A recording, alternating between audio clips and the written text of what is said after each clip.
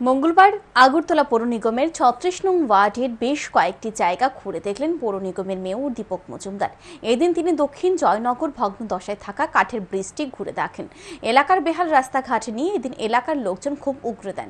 Mayor Dipak মজুমদারের সাথে ছিলেন পৌর নিগমের কমিশনার শৈলেশ কুমার যাদব, স্থানীয় কর্পোরেটর সহ অন্যান্যরা।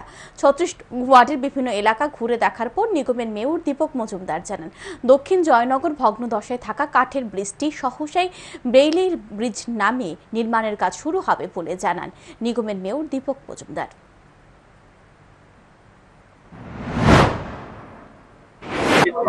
কিছুটা সংস্কার করার চেষ্টা করছি। পার্মানেন্ট ব্রিজ আমাদের হবে, এর মধ্যে ব্রেইলি ব্রিজ হবে। আগামী নভেম্বরে কাজটা শুরু হবে।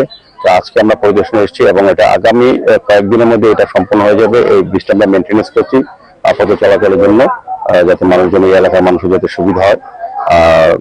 আগামী নভেম্বর মাস থেকে ব্রেইলি ব্রিজের কাজ শুরু হবে।